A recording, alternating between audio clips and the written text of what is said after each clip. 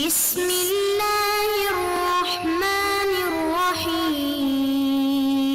السلام علیکم ورحمۃ اللہ وبرکاتہ۔ بسم اللہ الرحمن الرحیم۔ عزیز طلباء اکرام، ایم اے اسلامیات کے مضمون اسلام اور سائنس کا آج ہمارا سبق نمبر 25 ہے، جس کا عنوان ہے ڈاکٹر عبدالقدیر کا تعارف۔ ہمارے پاکستان کے بہت بڑے سائنسدان گزرے ہیں، اور ایٹم بم جو پاکستان ایٹمی پاور بنا ہے اس کا سہرا ان کے سر پر باندھا جاتا ہے کہ ان کی برکت سے یا ان کی کوششوں سے پاکستان جو ہے وہ ایٹمی پاور بنا ہے۔ تو آج انشاءاللہ ہم ڈاکٹر عبدالقدیر صاحب کا تعارف دیکھیں گے۔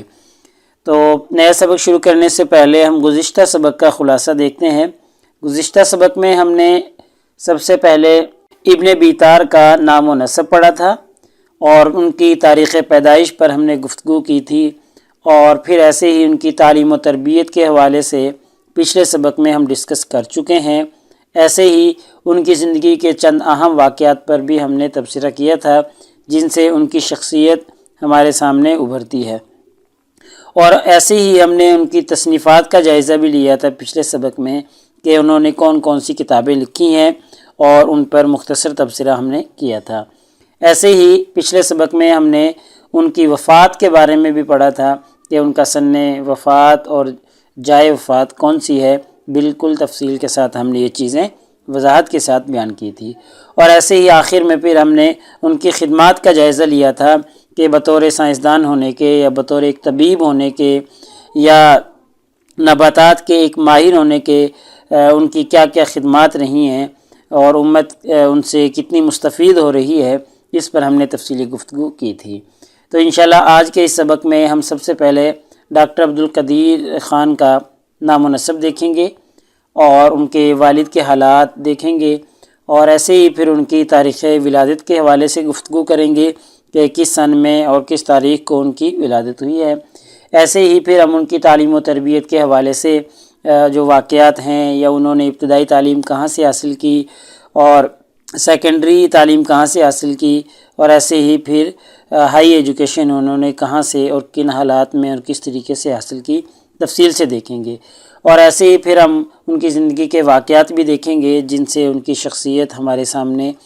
ابھرے گی، اور آخر میں ہم ان کی تاریخ وفات اور جائے وفات پر گفتگو کرنے کی کوشش کریں گے۔ تو چلیے سب سے پہلے دیکھتے ہیں ان کے نام و نسب کے حوالے سے۔ تو سادہ سی بات ہے کہ آپ کا جو نام ہے، یا اصل نام کہہ لیں، وہ ہے ڈاکٹر عبدالقدیر خان، اور آپ کو محسن پاکستان کے نام سے بھی یاد کیا جاتا ہے، چونکہ پاکستان پر آپ کا ایک بہت بڑا احسان ہے، اس لیے آپ کو محسن پاکستان کے نام سے بھی یاد کیا جاتا ہے، چونکہ آپ نے ایٹم بم بنانے میں کافی خدمات سر انجام دی ہیں، یا آپ کی کوششوں سے پاکستان ایٹمی پاور بنا ہے، تو اس لیے آپ کو محسن پاکستان بھی کہا جاتا ہے۔ اور اگر ہم آپ کا خاندانی پس منظر دیکھیں تو خاندانی لحاظ سے ڈاکٹر عبدالقدیر خان جو تھے وہ ترکی نسل سے تعلق رکھتے تھے، کیونکہ آپ کے جو آباء و اجداد تھے وہ 12ویں صدی عیسوی میں ہندوستان آئے تھے، اور آپ غوری خاندان سے تعلق رکھتے تھے، اور جب آپ کے جو آباء و اجداد تھے وہ ہندوستان آئے تھے تو اس وقت غازی محمد شمس الدین جو تھے غوری، وہ بر صغیر میں اسلامی سلطنت کی بنیاد رکھ رہے تھے، تو ان کے ساتھ ترکی سے ان کے آباء و اجداد آئے تھے۔ آپ کے جو جد امجد تھے، جن کا نام ملک باہبل تھا، وہ سلطان شمس الدین غوری کی فوج میں ایک بہت بڑے کمانڈر تھے، اور آپ جو تھے وہ بادشاہ کے دست راست بھی تھے، یعنی دائیں بازو کے طور پر کام کرتے تھے، اور فوج کی کمان ہمیشہ آپ ہی کے سپرد ہوا کرتی تھی۔ تو اس فوج کے ساتھ پھر آپ کے جو آباء و اجداد تھے وہ پاکستان آئے تھے، ہندوستان آئے تھے۔ اگر آپ کے والد محترم کے بارے میں ہم گفتگو کریں تو آپ کے والد محترم کا نام عبدالغفور خان تھا، اور آپ کے دادا کا نام جو تھا وہ محمد منصور خان تھا، اور جو پیچھے ملک باہبل کے بارے میں ہم نے ذکر کیا ہے وہ ان کے آباء و اجداد میں سے وہ پیچھے مطلب دادا سے بھی پیچھے کے جو دادا ہوتے ہیں وہ تھے۔ تو ایسے ہی آپ کے والد نے اپنی ابتدائی تعلیم جو تھی حاصل کی، اور ناگپور یونیورسٹی سے آپ نے گریجویٹ کی ڈگری حاصل کی تھی، اور پھر آپ نے مختلف جگہوں پر سرکاری ملازمت بھی کرتے رہے تھے۔ اور سب سے بڑی بات آپ کے والد کی یہ ہے کہ پورے علاقے میں آپ کے والد عبدالغفور خان کو بڑے احترام کی نگاہ سے دیکھا جاتا تھا، اور ایسے ہی اگر آپ بازار سے گزرتے تھے تو لوگ کھڑے ہو کر ان کا استقبال کرتے تھے، اتنی معزز شخصیت تھے۔ تو چلیے اب ہم آپ کی پیدائش پر گفتگو کرتے ہیں۔ تو اگر آپ کی تاریخ پیدائش کے حوالے سے گفتگو کی جائے تو محسن پاکستان ڈاکٹر عبدالقدیر خان کتاب میں چودھری عمران حسین نے لکھا ہے کہ ڈاکٹر عبدالقدیر خان 27 اپریل 1936 کو بھوپال کی سرزمین میں پیدا ہوئے۔ ان کے والد محترم کا اسم گرامی جناب عبدالغفور خان تھا۔ ان کے دادے کا نام محمد منصور خان تھا۔ ان کی والدہ ماجدہ کا نام زلیخا بیگم تھا، جو کہ معزز پٹھان خاندان سے تعلق رکھتی تھی۔ تو دیکھیں چودھری صاحب نے بھی آپ کی جو تاریخ پیدائش ہے وہ 27 اپریل 1936 لکھا ہے، اور جائے پیدائش بھوپال کی سرزمین لکھی ہے کہ بھوپال کی سرزمین پر آپ کی پیدائش ہوئی ہے۔ یہاں پر یہ بات عرض کرنا بہت ضروری ہے کہ ڈاکٹر عبدالقدیر خان جب ہائی اسکول سے میٹرک کا امتحان کی تیاری کر رہے تھے تو وہاں کے جو ہیڈ ماسٹر تھے جن کا نام تھا محمد واقی صدیقی، انہوں نے اپنی اس ہونہار طالب علم کی ذہانت کو پہچان لیا تھا اور ان کی جو علمی جستجو تھی اس کو بھانپ لیا تھا۔ تو اس وجہ سے جب امتحان کے لیے داخلہ جانے لگا، ایڈمیشن ہونے لگا، تو ان کی عمر کم تھی، تو اس لیے ہیڈ ماسٹر نے ان کی عمر کو تھوڑا سا بڑھا دیا، اور کاغذات میں یا ایڈمیشن کے لیے جو تاریخ پیدائش گئی تھی وہ انہوں نے تبدیل کر کے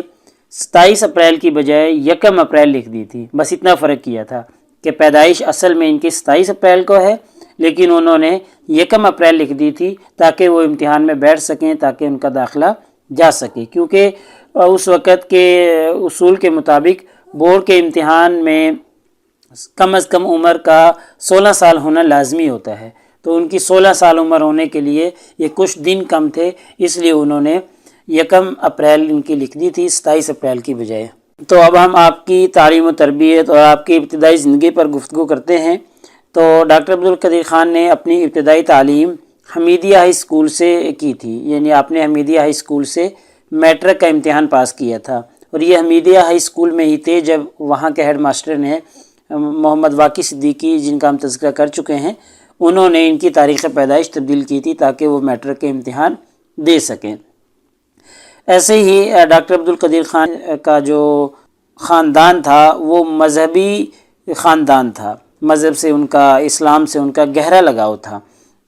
تو مذہب سے گہرا لگاؤ ہونے کی ایک وجہ، اور دوسری وجہ یہ ہے کہ بھوپال جو شہر تھا وہ مساجد کا شہر کہلاتا تھا، تو مساجد کا شہر ہونے کی وجہ سے وہاں پر حفاظ کرام کی تعداد بہت زیادہ تھی، تو اس لیے عبدالقدیر خان نے بچپن ہی سے قرآن مجید کی تعلیم حاصل کر لی تھی، اور بچپن ہی سے وہ نمازوں کے پابند ہو گئے تھے۔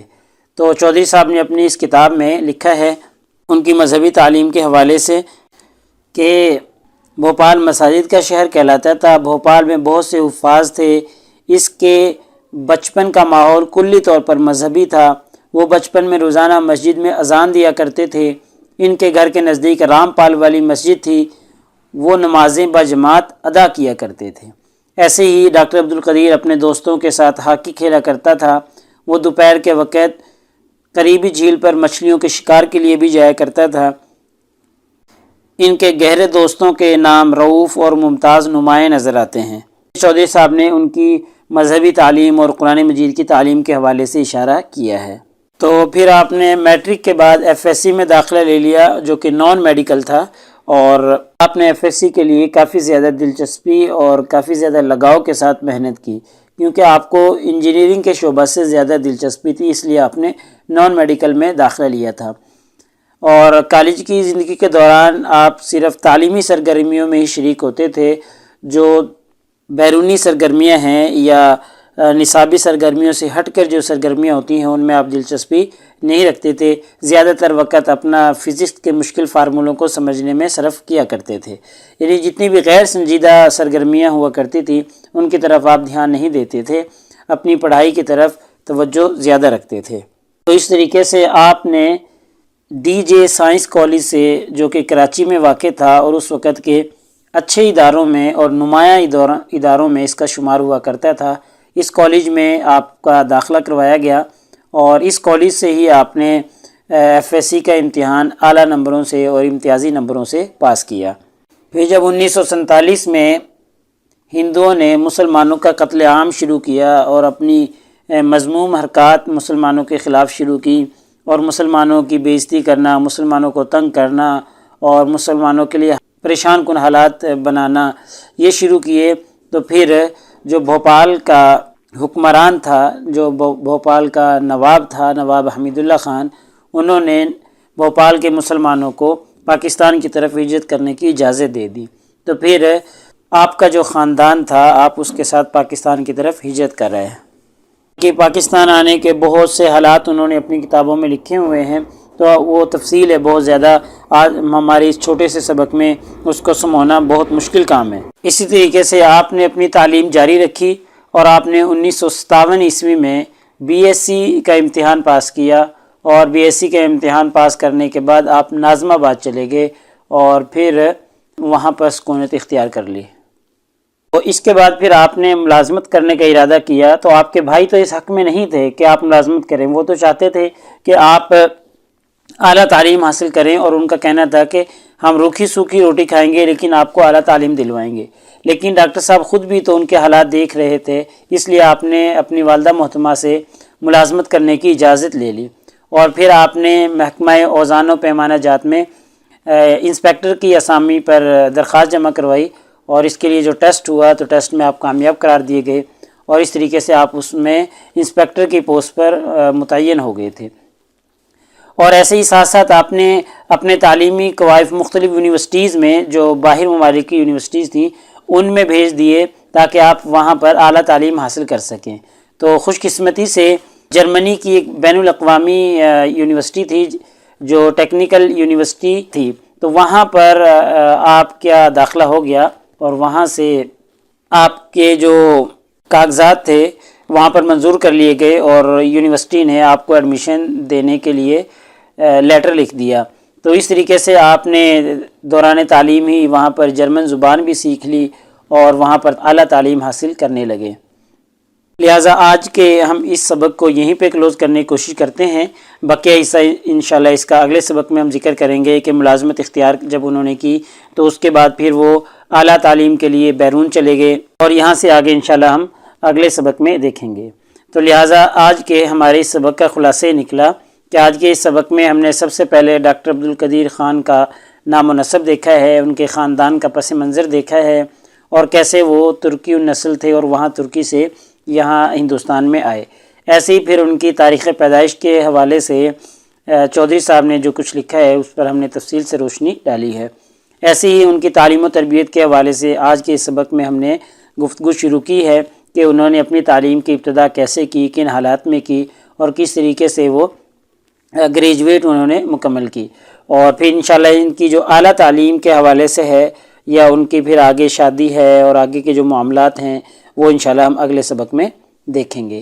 تو ایسی ان کی زندگی کے کچھ واقعات پر بھی ہم نے روشنی ڈالی ہے، جیسے وہ اپنے والد کے ساتھ جایا کرتے تھے تو لوگ ان کے والد کی بڑی عزت کیا کرتے تھے، بازار میں سے گزرتے تو لوگ کھڑے ہو کر ان کے والد کا استقبال کرتے تھے، تو ڈاکٹر صاحب ان کے ساتھ ہوتے تھے اور یہ ساری چیزیں دیکھتے تھے۔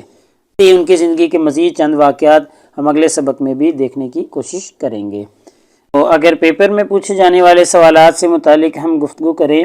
تو چونکہ تعارف پر مبنی آج ہمارا سبق ہے، تو تعارف پر مبنی سوال کسی بھی سٹیٹمنٹ کے ساتھ پوچھا جا سکتا ہے، جیسا کہ ڈاکٹر عبدالقدیر خان کا تعارف لکھیں یا ان کا تعارف پیش کریں یا ان کے تعارف پر نوٹ لکھیں، تو تعارف پر مبنی کسی بھی لفظ کے ساتھ سوال پوچھا جا سکتا ہے۔ تو اگلے سبق نمبر 26 میں انشاءاللہ ہم اسی ترتیب سے آگے چلتے رہیں گے اور ڈاکٹر عبدالقدیر خان کا تعارف ہی پڑھیں گے، یعنی اس سبق کا حصہ دوم پڑھیں گے۔ تو جزاکم اللہ خیر، السلام علیکم ورحمۃ اللہ وبرکاتہ۔ اللہ پاک آپ سب لوگوں کا حامی و ناصر ہو۔ اگلے سبق تک اجازت چاہتا ہوں۔ اللہ تعالیٰ آپ سب لوگوں کو کامیابیاں اور ترقیاں نصیب فرمائے۔